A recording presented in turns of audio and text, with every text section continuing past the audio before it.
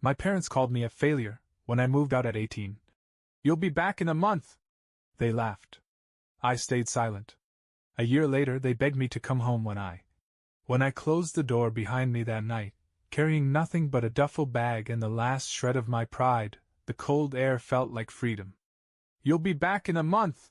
My father had jeered, waving me off like I was some joke he was tired of laughing at.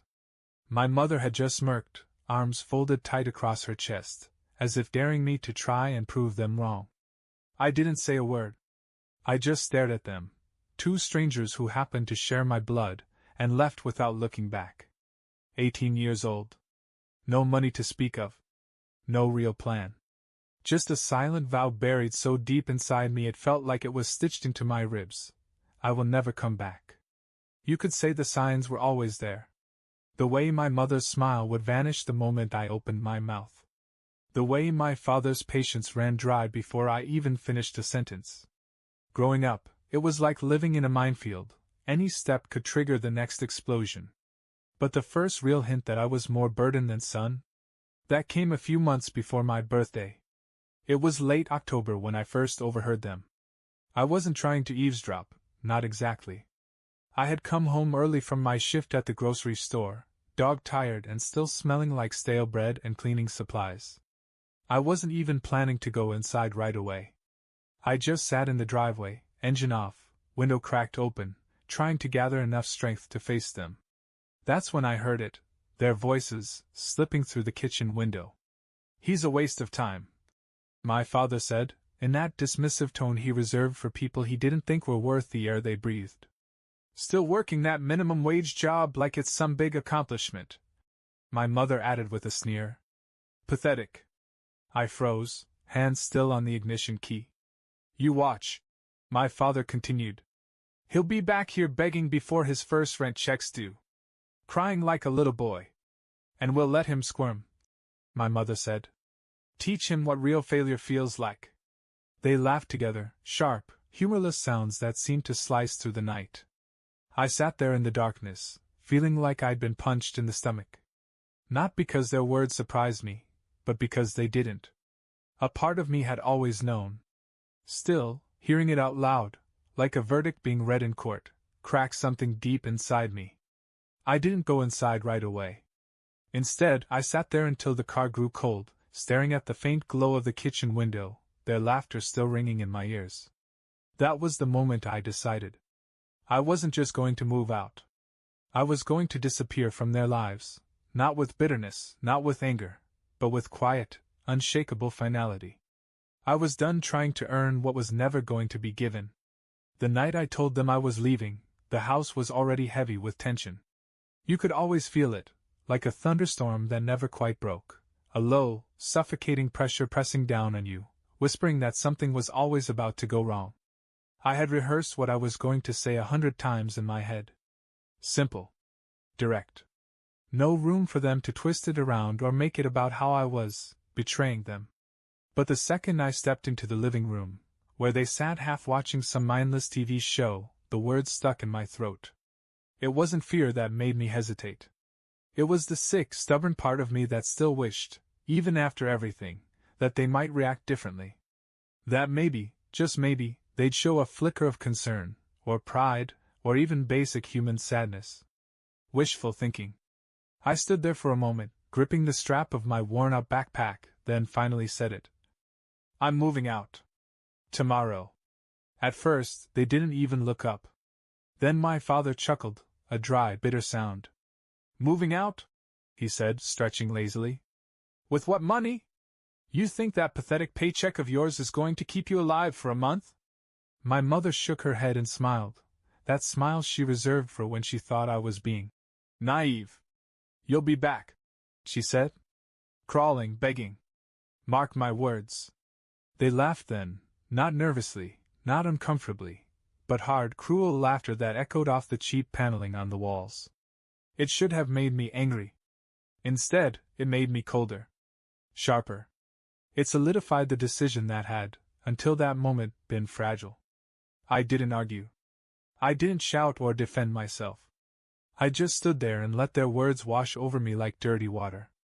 And in the silence between their laughs, I made another promise to myself. No matter what happens, I will never give them the satisfaction of seeing me fall. I turned on my heel and walked back to my room, shutting the door behind me for the last time.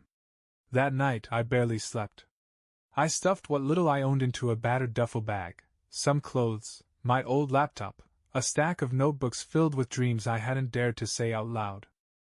Everything else, trophies from sports I didn't love, school awards they barely noticed, I left behind.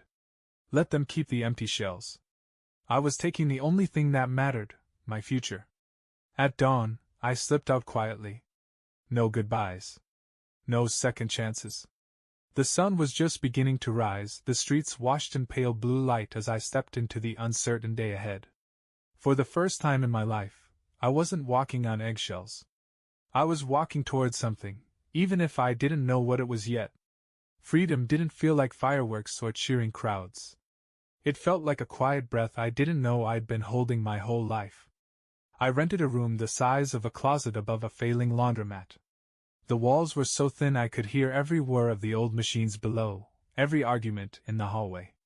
The mattress on the floor sagged in the middle, the heat barely worked, and the only window overlooked a brick wall.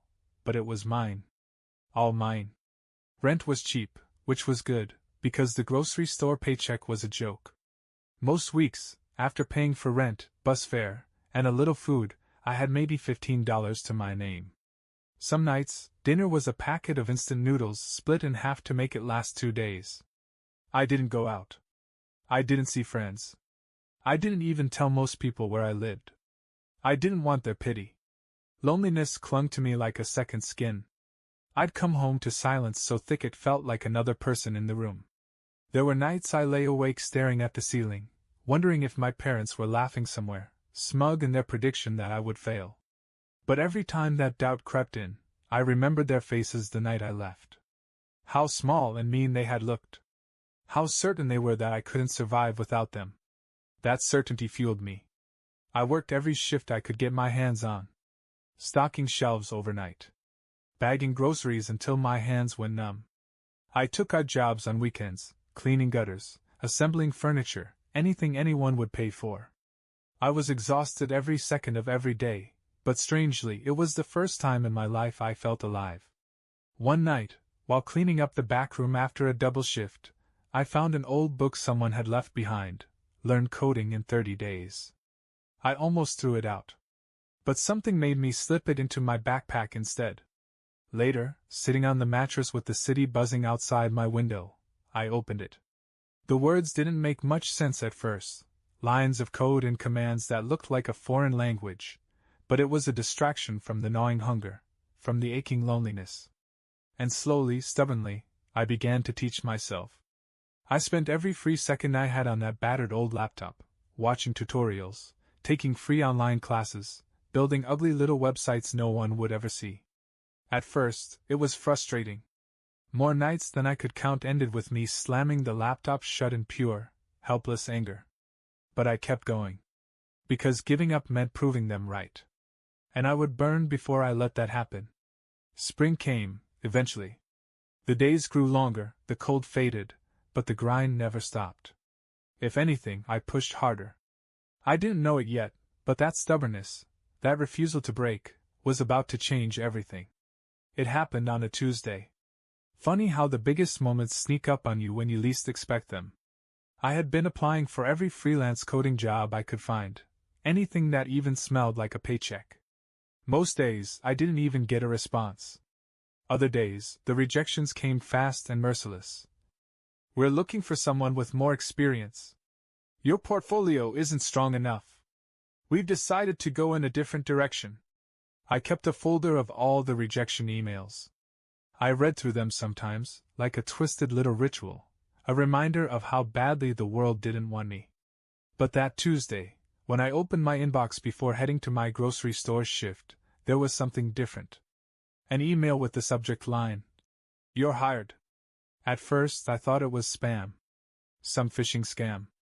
But when I clicked it open, there it was. A small web design company needed someone to build a basic landing page for a local business. Simple project.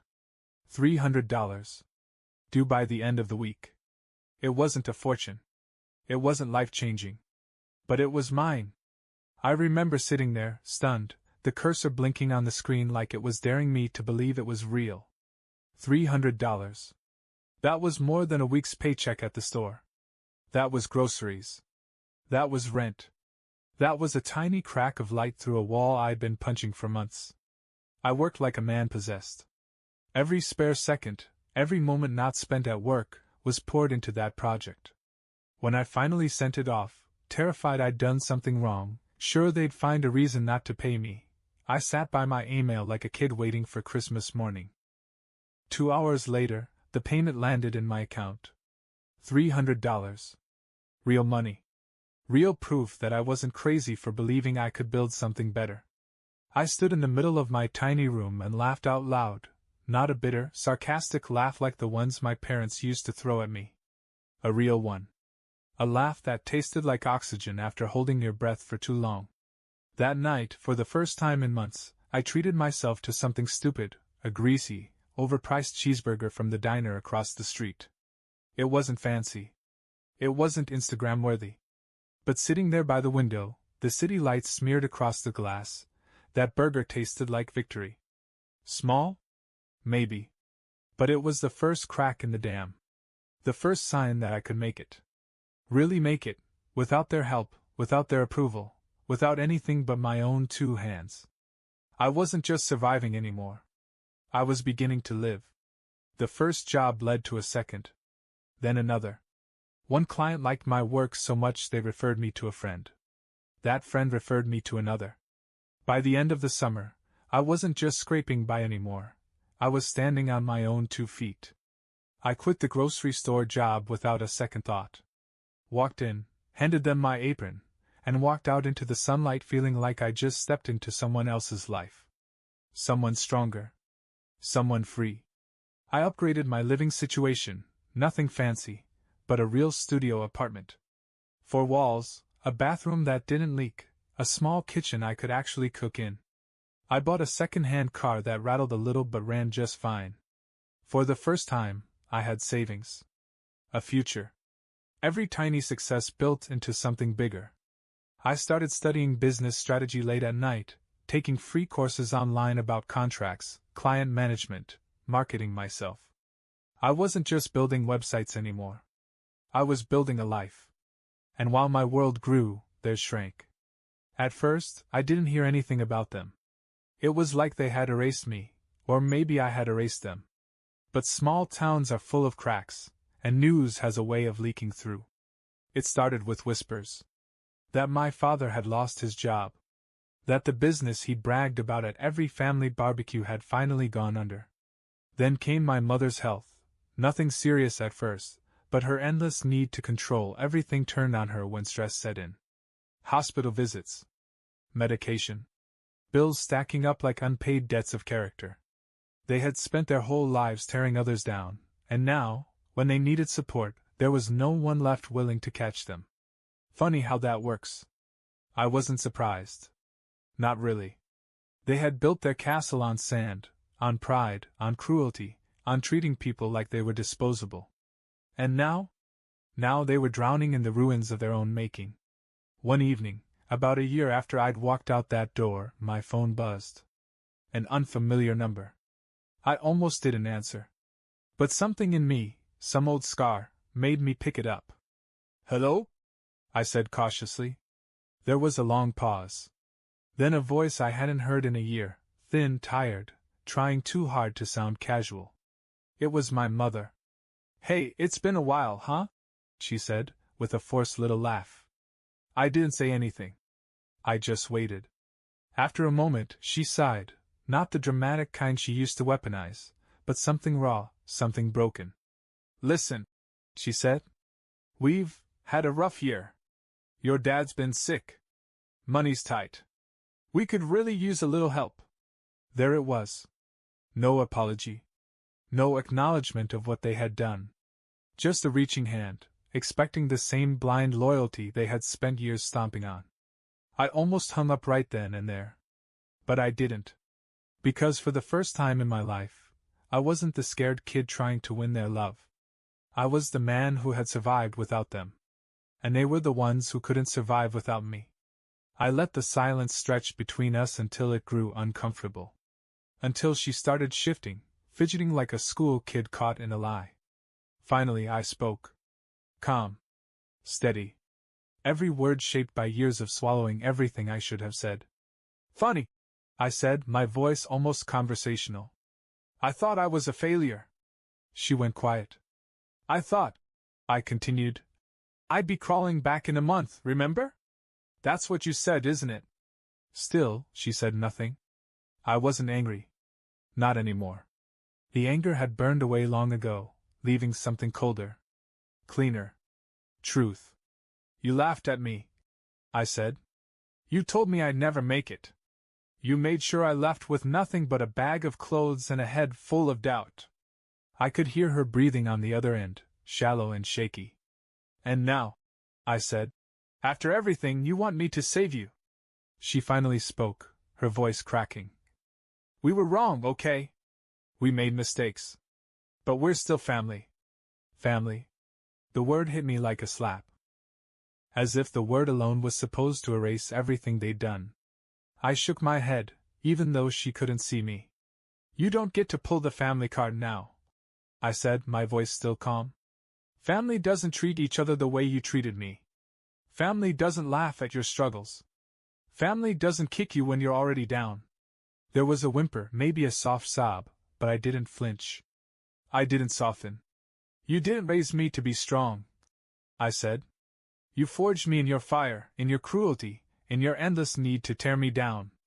Everything I have now, every success, every step forward, I built because I refused to be like you. Another long pause. Please, she whispered. We need you.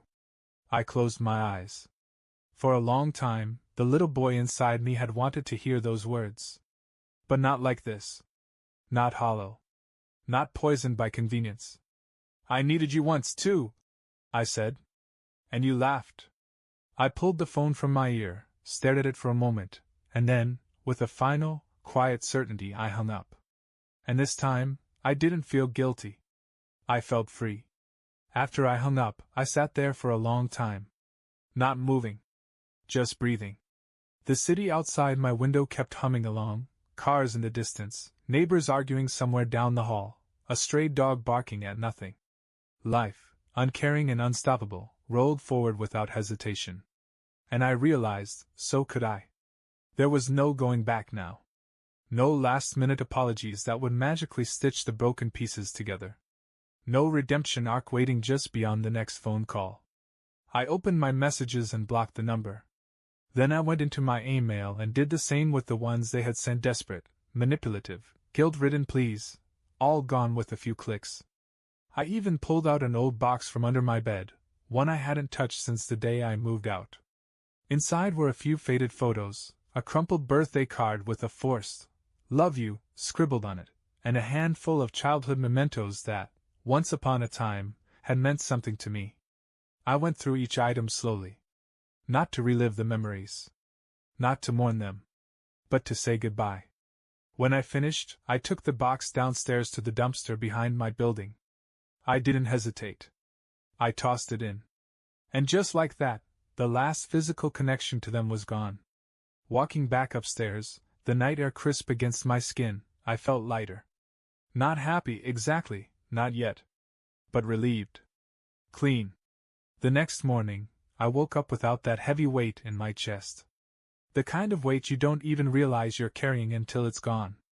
I made coffee, sat by the window, and watched the sun rise over the city. Golden, new, full of possibilities. It hit me then. I had built a life. A real life. Not the one they had predicted for me. Not the failure they had sneered at. My life. My terms. My future. And I had done it all without their help. In spite of them. Maybe someday they'd sit in their crumbling little world, wondering how it all fell apart. Maybe they'd blame bad luck, or sickness, or betrayal. But deep down they'd know. They had done it to themselves. Me? I was too busy living to care. The strange thing was, once I cut them out for good, opportunities started coming faster than I could have imagined. It was like clearing the rot out of my life made room for better things. Real friends, the kind who didn't keep score. A mentor, someone who believed in my ideas and pushed me to dream bigger. Even small kindnesses, strangers recommending me for jobs, clients paying early, a neighbor offering a ride when my car broke down, things that never seemed to happen before. For so long, I thought loyalty meant carrying dead weight until it crushed you. That you had to keep sacrificing for people just because they shared your blood. But the truth was simpler and so much sharper. Family isn't who shares your DNA. Family is who shows up when you have nothing to offer but yourself. Family is who roots for you even when they gain nothing from your success. I used to wonder if cutting ties made me a bad person. If refusing to help them now, when they were desperate, meant I was cold or cruel. But standing at the edge of my new life, watching the sun climb higher over the city skyline, I realized something. They made me choose. Them or me. And for the first time in my life, I chose myself. No apologies. No guilt. No regret. Not every story ends with forgiveness. Not every wound is meant to heal. Some wounds are meant to teach you where not to bleed again.